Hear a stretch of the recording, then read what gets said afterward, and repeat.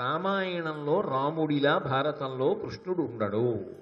సర్వసమర్థతను అణువణువున అడుగడుగున నింపుకుని ఉంటాడు. అందుకే పాండవులు ఎక్కడున్నారో అక్కడికి వెళ్ళాడు. వాళ్ళు ఏదో పర్ణశాలలో ఉన్నారు. ఎవరితో వెళ్ళాడు? బలరాముడితో కలిసే వెళ్ళాడు. లోకంలో ఒక విశేషం ఉంటుంది. ఏదైనా ఒకటి చెప్పే ముందే దాని గురించి ఒక ఆలోచన, ఒక ప్రణాళిక ఉండాలి. బలరాముడికి చెప్పాడు, వెళ్ళిపోయారు ముగ్గురు, ఇక్కడ ఇద్దరు ఉన్నారు, 5గురు పాండవులని చెప్పాడు.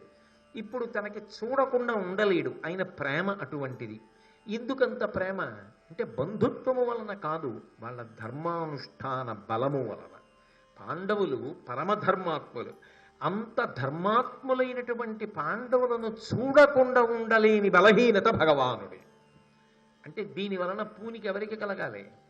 ఎవడు ధర్మాన్ని పట్టుకున్నాడో వాడు భగవంతుణ్ణి చూడటం కాదు, వాణ్ణి చూడకుండా భగవంతుడు ఉండలేడు.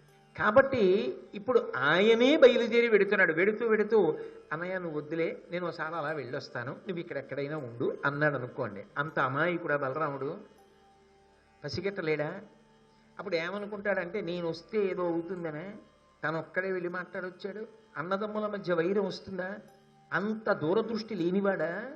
బలరాముడు కూడా వచ్చి చూసి గుర్తుపట్టినంత మాత్రము చేత వచ్చినటువంటి అప్రయోజనము ఏమీ లేదు. ఇప్పటికి ఈ సందర్భంలో ఏ విధమైనటువంటి అపకారము జరగదు పాండవులకి. అందుకే బలరాముడితో కలిసే వెళ్ళాడు. అది పర్ణశాల, చిన్న పాక.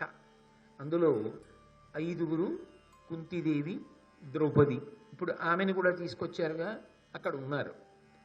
ఉంటే వెడుతూనే చూశాడు కృష్ణ పరమాత్మ. కానీ ఆ సందర్భాన్ని మహానుభావుడు నన్నయ్య గారు వర్ణించినటువంటి తీరు పరమాద్భుతం. ఆయన అన్నారు, రాజత్కీర్తులు వచ్చి కాంచిరనఘుల్ రాముండు కృష్ణుండు అయ్యజామీఢు అజాతశత్రు నృపలోకారాధ్యు ఉజ్జద్గుణ భ్రాజిష్ణున్ తమ మేనయత్త కొడుకున్ బాలార్కతుల్యోజ్వల తేజున్ భ్రాతృ చతుష్క మధ్యగతు కౌంతేయాగ్రజున్ ధర్మజున్. సాధారణంగా ఏం చెప్పాలి? ఆ పర్ణశాలలోకి వెళ్ళిన తర్వాత 5గురిని చూశాడు, మేనత్త కుంతీదేవిని చూశాడు, ద్రౌపదీదేవిని ఒకవేళ అక్కడ ఉంది కాబట్టి చూశాడు అని అనాలి. కానీ అలా చూడలేదుట కృష్ణుడు. పద్యాన్ని చాలా జాగ్రత్తగా పరిశీలించాలి. నన్నయ్య గారు అంటున్నారు, రాజకీర్తులు వచ్చి కాంచిరనగుల్ రాముండు కృష్ణుండు. బలరాముడు కృష్ణుడు ఇద్దరూ ఆ పర్ణశాల లోపలకు వచ్చారు. వచ్చి చూశారు.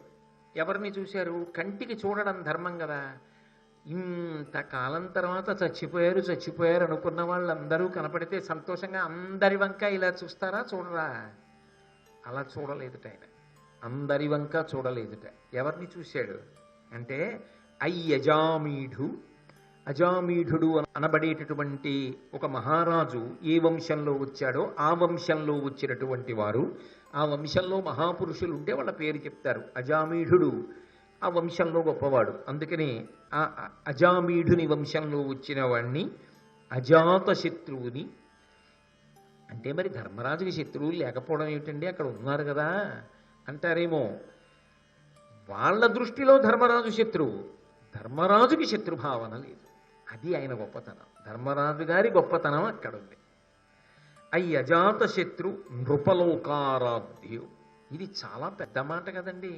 అన్నయ్య గారు అంటున్నారు, నృప అంటే రాజు, నరపతి. రాజుల యొక్క లోకమునకంతటికీ కూడా ఆరాధ్యుడు. అంటే ఈ రాజులందరి చేత కూడా ఈయన సేవింపబడుతూ ఉంటాడు. ఎవరి గురించి చెప్తున్నారు అసలు? అక్కడ అలాంటివాడు ఎవడున్నాడు ఆ పర్ణశాలలో? అలాంటివాడు అయితే పర్ణశాలలో ఎందుకుంటాడు? పాకలో ఎందుకుంటాడు? అంతఃపురంలో ఉండాలి. నృపలోకారాధ్యు ఉజ్జద్గుణ భ్రాజిష్ణుం. అద్భుతమైనటువంటి గుణములు కలిగినటువంటి వాడు. తమ మేనయత్త కొడుకున్. బలరామకృష్ణులు వాళ్ళ మేనత్త కొడుకుని చూస్తున్నారు. బాలార్క తుల్యోజ్వల తేజున్. బాలార్కుడు, బాలసూర్య బింబం ఎలా ఉంటుందో అటువంటి తేజస్సు కలిగిన వాణ్ణి. భ్రాతృ చతుష్క మధ్యగతు. ఇటుపక్క ఇద్దరు తమ్ముళ్ళు నిలబడితే మధ్యలో కూర్చున్నటువంటి వాణ్ణి. అంటే ఒక పక్క భీమార్జునులు, ఒక పక్క నకుల సహదేవులు ఉండగా మధ్యలో కూర్చున్నవాణ్ణి కౌంతేయాగ్రజున్, కుంతీదేవి యొక్క పెద్ద కొడుకుని ధర్మజున్, ధర్మరాజుని చూశారు. అదేమిటి, పాండవులందరినీ చూడలేదా? చూడరా? మేనత్తని చూడరా? ఒక్క ధర్మరాజునే అలా చూశారా? అప్పుడు మిగిలిన వాళ్ళకి చూసావా, ధర్మరాజుని ఒక్కడనే చూశాడు, మనం వంక చూడను కూడా చూడలేదంటే వాళ్ళకి కొంచెం బాధగా ఉండదా? అన్నిటినీ మించి ధర్మరాజు నృపలోకారాజ్యుడు ఎలా అయ్యాడు? అసలు రాజ్యం ఏదైనకి ఇప్పుడు? మిగిలిన రాజులు ఆయన్ని సేవించడం ఏమిటి అంటే, మీరొక్కటి జ్ఞాపకం పెట్టుకోండి. పాండురాజు గారు సంతానాన్ని పొందాలి అని అనుకున్నప్పుడు మొట్టమొదట తనకి పెద్ద కొడుకైనటువంటి వాడు పరమ ధర్మాత్ముడైన వాడు కావాలి అని కోరుకున్నాడు. ఎందుకో తెలుసా? వెనక ఎన్ని ఏనుగల బలమున్నవాడైనా, వాయుసుతుడైనా, ఇంద్రుడి యొక్క కుమారుడైనా, గాంధీవం పట్టుకోగలిగిన వాడైనా, అక్షయ బాణతూడీరములు వెనక కట్టుకోగలిగిన వాడైనా, రెండు చేతులతో బాణములు ప్రయోగించగలిగిన వాడైనా, సకల శస్త్రాస్త్రములు తెలిచున్నవాడైనా, ధర్మము ముందు లేకపోతే నశించిపోతుంది. ధర్మము ముందుంటే రక్షింపబడుతుంది. అందుకే ముందుకి ధర్మాన్ని పెట్టుకున్నాడు. తాను లేకపోయినా, అప్పటికే శాపగ్రస్తుడు, పెద్దన్నగారు తండ్రి అవుతాడు కాబట్టి ఆ తండ్రిని వీళ్ళు అనుగమిస్తారు పెద్దన్నగారిని. పెద్దన్నగారు ధర్మాత్ముడైన తమ్ముళ్ళు కాపాడబడతారు. ఈ జాతి ధర్మానికి పట్టాభిషేకం చేసింది. కాబట్టి ఈ నలుగురు ధర్మం వెంట తిరుగుతూ ఉంటారు. వాళ్ళకి అన్నగారు ఏం చెప్పాడో అది పరమ ప్రయోజనం. అంటే అన్నగారి కోరిక తీరింది, వాళ్ళ కోరిక తీరింది. అన్నగారు పట్టాభిషేకం పొందాడు, వాళ్ళు పొందారు. అన్నకి రాజ్యం వచ్చింది, వాళ్ళకు వచ్చింది. అన్న సుఖపడ్డాడు, వాళ్ళు సుఖపడ్డారు. అన్న కష్టపడుతున్నాడు, వాళ్ళు కష్టపడుతున్నారు. ఆయనకి కానిది వాళ్ళకి అవదు. వాళ్ళకి అక్కర్లేనిది ధర్మరాజుకి అక్కర్లేదు. వాళ్ళు సంతోషపడితేనే ధర్మరాజు సంతోషపడతాడు. అంటే ఇప్పుడు ధర్మరాజు వంక చూస్తున్నాడంటే కృష్ణ భగవానుడి యొక్క ప్రసన్నమైన దృక్కులు వెళ్ళి ధర్మరాజు మీద పడ్డాయి. పడిన తరువాత తొందరలో ఆయన రాజరికానికి వెళ్ళి రాజసూయాగం చేస్తాడు. రాజులందరూ వచ్చి ఆయన్ని సేవిస్తారు. ఆ తర్వాత వెంటనే రాజసూయాగం చేశాడా లేదా? రాజ్యాన్ని పొందాడా లేదా? హస్తినాపురానికి పిలిచి మరీ ఇచ్చాడా లేదా? ఖాండవ ప్రస్థాన్ని కట్టాడా లేదా? కట్టిన తరువాత మహానుభావుడు అద్భుతమైన రాజసూయాగాన్ని చేశాడా లేదా? అంటే భగవంతుని యొక్క అనుగ్రహ దృక్కులు ఎప్పుడు పడ్డాయో అప్పుడే మన భవిష్యత్తు బంగారు బాటని ఏర్పాటు చేసుకుంటోంది అని గుర్తు. అందుకే అందరి వంక చూడక్కర్లేదు, ధర్మరాజు వంక చూశాడు అంటే అది ఒక్క ధర్మరాజుకే కాదు అభ్యున్నతి, అందరికీ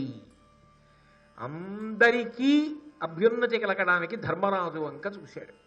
అలా కనబడ్డాడు కృష్ణ పరమాత్మకి. ఒక వ్యక్తి కనపడేటప్పటికి పరమేశ్వరుడు ప్రసన్నుడై చూస్తాడా? అది జన్మధన్యత. నేను ఎంతసేపు కూర్చుంటే మాత్రం ఆయన నా వంక చూడనప్పుడు ప్రయోజనం ఏముంది దానివల్ల? మనం చూడడం కాదు, ఆయన చూడడం సంతోషం. ఆయన ఎవరిని చూస్తున్నాడు? ఎవరి పట్ల ఆనుకూల్యత ప్రదర్శించాడు? పైకి కటిక దరిద్రులు కానీ ధర్మాత్మలు. ఆయన చూపు వెతుక్కుని వెళ్ళి వాళ్ళ మీద పడింది. వాళ్ళు రాబో కాలంలో సకల రాజలోకము చేత సేవింపబడవలసిన వాళ్ళు. నీటిలో దుంపు ఉంటుంది, నీటిలోనే చాప ఉంటుంది, నీటిలోనే కప్పు ఉంటుంది, నీటిలోనే పీత ఉంటుంది. తామర దుంప ఎప్పుడు వచ్చిందో అంతకన్నా ముందు నుంచి చేపలు, కప్పలు, పీతలు ఉన్నాయి. తామర తూడు పుట్టినప్పుడు ఇవి ఉన్నాయి. తామర తూడు నీటి పైకొచ్చినప్పుడు ఉన్నాయి. తామర మొగ్గ పుట్టినప్పుడు అవి ఉన్నాయి. తామర పువ్వు వికసించినప్పుడు అవి ఉన్నాయి. తామర పువ్వులో తేనుందని మాత్రం వాటికి తెలియదు. ఎవరికి తెలుసో తెలుసా? ఇక్కడి వాడు కాడు, ఎక్కడి వాడు. పక్కన అరణ్యంలో ఉందొక తుమ్మెద. ఆ తుమ్మెదకి తెలిసి తామర పువ్వులో తేనుందని. అది వెతుక్కుంటూ వచ్చి తామర పువ్వు మీద వాలి తేనె తాగింది. పక్కనున్నాయని కప్పలు తాగుతాయా, చేపలు తాగుతాయా, పీతలు తాగుతాయా? పక్కనున్నట్టు కనపడతాయి. తాగడం వాటి జన్మలో వాటికి రాదు. అనుబంధము అంటే ఏం చెప్తారంటే తామర పువ్వు పీత, తామర పువ్వు కప్ప, తామర పువ్వు చేప పక్కనున్నంత మాత్రము చేత చెప్పబడదు. ఏది చెప్పబడుతుంది అంటే లోకంలో తామర పువ్వు భ్రమరము, ఈ రెండే చెప్పబడతాయి. పువ్వు తుమ్మెద అంటాం తప్ప పువ్వు కప్ప, పువ్వు చేప, పువ్వు పీత అంటామా? అనం. అలాగే కృష్ణ పరమాత్మ ఎంతకాలం తర్వాత ఆది పర్వంలో పాండవులకు కనబడ్డాడు? పాండవులు ఎప్పుడు కృష్ణుణ్ణి చూశారు?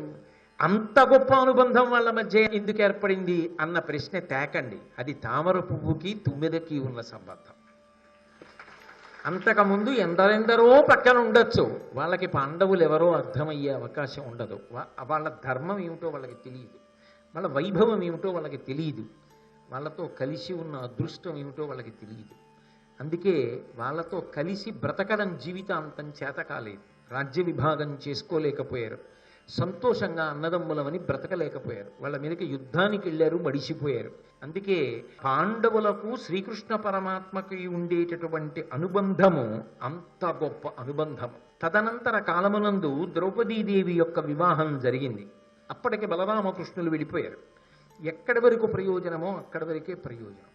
ఇది బాగా గమనించాలి. ఎంత బాగా పరిచయం ఉన్నవాడైనా అయి ఉండొచ్చు, ఎంతసేపు అవసరమో అంతసేపే అక్కడ ఉండాలి. అది దాటి మీరు ఉన్నారనుకోండి, మీరు బరువు అవ్వచ్చు, చెప్పలేము. ఎందుకో తెలుసా? ఆయన పని ఆయనకుంటుంది, మీ పని మీకుంటుంది. మీ పని మానుకోవడం మీకు తప్పు, ఆయన పనికి అడ్డెళ్ళడం కూడా మీకు తప్పు. అందుకే ఎంతసేపు ఎక్కడ ఉండాలో అంతసేపే ఉండాలి తప్ప అది దాటి ఉండకూడదు. అలా ఉండడం మంచి లక్షణం కాదు కూడా. అది అందరికీ అబ్బేటటువంటి గుణం కాదు. టైం మేనేజ్మెంట్ అని ఇవాళ ఏదో పెద్ద విషయం చెప్తారు. కృష్ణుడి కన్నా టైం మేనేజ్మెంట్ ఉన్నవాళ్ళు ఉంటారా? ఏం చెయ్యాలో అది చేశాడు. నేను ఇంత చేశానని ఏమైనా చెప్పాడా? అక్కర్లేదు, చెయ్యడం నా కర్తవ్యం అనుకున్నాడు. జరిగినది కనపడుతుంది. మీరు వెతుక్కోవాలి, ఎవడు చేశాడు నాకు ఈ ప్రయోజనాన్ని. వాడు ప్రాజ్ఞుడు, వాడు పండినవాడు. అందుకే నేను చేశానని కృష్ణుడు చెప్పడు. నీకు భగవంతుడు ఒక శక్తిని ఇచ్చిన తర్వాత ఒకరికి ఒక ఉపకారం చెయ్యగలిగితే అది నీకు తృప్తినివ్వాలి తప్ప అది 10 మందికి చెప్పుకోవలసిన అవసరం లేదు. కాబట్టి అంతకన్నా ఆయన ఉండడు, ఎందుకంటే అవసరం లేదు. అంతకన్నా ఎక్కువ ఉన్నాడు అనుకోండి, మీరే ఆలోచించండి. బలరామకృష్ణులు ఇద్దరూ కలిసి ఏదో పర్ణశాలలోకి వెళ్ళారట, అక్కడే ఉంటున్నారట వారం రోజుల నుంచి అని తెలిసింది అనుకోండి. కౌరవులకి కనిపెడతారా? కనిపెట్టరా? ఉండి ఏం సాధించినట్టు? గ్రహించినది కంటితో చూసి ఆనందపడ్డావు, 2 మాటలు మాట్లాడావు, విడిపోయావు, చాలు. హృదయములు మాట్లాడుకున్నది పుస్తకములలో రాయడానికి వీలు లేనంత ఉంటుంది. నోటితో మాట్లాడుకున్నది ఒక కాగితం మీద 4 వాక్యాలతో రాయడానికి సరిపోయినంత కూడా ఉండదు. హృదయాలు మాట్లాడుకున్నది వ్రాయడానికి పుస్తకాలు సరిపోవు. కబీర్ దాస్ గారు అదే అంటాడు, ధరతీ సబ కాగజకరవు లేకిని సబ బనరాయ్ సాత సమందికి మసికరవు హరిగుణ లిఖాన జాయ్ అన్నాడు. నేను ఈ భూమినంతటినీ కాగితం చేసుకుని, 7 సముద్రాల్ని సిరా చేసుకుని, అరణ్యములలో ఉన్న చెట్లన్నిటినీ తీసుకొచ్చి కలం చేసుకున్నా, నేను ఆ కలంతో హరి యొక్క గుణములను వ్రాయలేను అన్నాడు. పదార్థములు ఎందుకు సరిపోలేదు అంటే ఆయన హృదయమునందుండేటటువంటి భావనకి ఈ పరికరములు సరిపోవు రాయడానికి. అది ఒక గొప్ప విశేషం.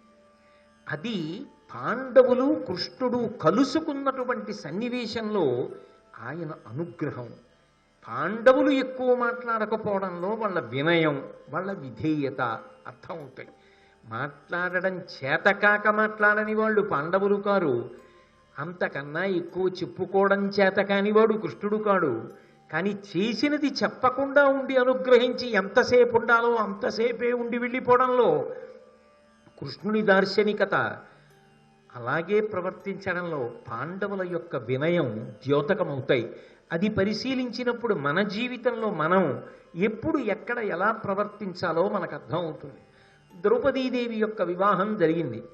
జరిగేటప్పటికి తెలిసిపోయింది లోకానికి వాళ్ళు పాండవులు అన్న విషయం. ఎందుకంటే అప్పటికి వ్యాస భగవానుడు వచ్చి చెప్పేశాడు వాళ్ళు పాండవులు అని చెప్పేశాడు.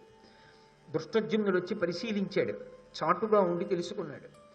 కాబట్టి ద్రౌపదీదేవి వివాహ సమయానికి మాత్రం పాండవులకు కట్న కానుకలనన్నిటినీ కూడా బలరామకృష్ణులు ద్వారకానగరం నుంచి పంపించారు. మానవీయ సంబంధములు అన్న మాటకి పట్టాభిషేకం చూసారా? కాశీలో ఆ చింతామణి గణపతి దేవస్థానం నిర్వహించేటటువంటి ఆయన పరిచయం అయ్యారు. ఆయన ఓ మాట అన్నారు, మా నాన్నగారు ఎప్పుడైనా కానీ ఊరు వెళ్ళరండి గంగా స్నానం పోతుందని ఎప్పుడైనా ఎక్కడికైనా వెళ్ళి ఏ ఊళ్ళోనైనా ఎవరింట్లోనైనా అన్నం తింటే ఆయన ఎంత జ్ఞాపకం పెట్టుకుంటారంటే వాళ్ళ ఇంట్లో శుభకార్యం జరుగుతున్నప్పుడు ఆయనని పిలవకపోయినా ఆయన వాళ్ళకి బహుమానము పంపిస్తారు. ఎందుకని అంటే వాళ్ళింట అన్నం తిన్నాను రా అంటారు ఆయన. అంత జ్ఞాపకం పెట్టుకుంటారు. అది కృతజ్ఞతాభావము, అనుబంధము అన్న మాటకు అర్థం. ద్రౌపదీ వివాహమునకు బలరామకృష్ణులు రాకపోయినా బలరామకృష్ణులు కానుకలు పంపించారు. అంటే ఎంత వాత్సల్య బుద్ధో, ఎంత అనురాగమో, ఎంత ఆత్మీయతో భగవానుడు కూడా ఆ మనుష్యుల మధ్య సంబంధాలకి ఎంత పెద్దపీట వేశాడో మనకు అర్థం అవుతుంది. కాబట్టి అలా మనం కూడా బ్రతకడం నేర్చుకోవడం రావాలి అని భారతాన్ని మనకిచ్చారు తప్ప ఎప్పుడో జరిగిపోయిన కథ కింద చదువుకోండి అని ఇస్తే అది దేశకాలములతో సంబంధం లేకుండా మనిషికి అన్ని గుణములను ఇచ్చి జీవితాన్ని దిద్దగలిగినటువంటి పరమోత్కృష్టమైనటువంటి గ్రంథం.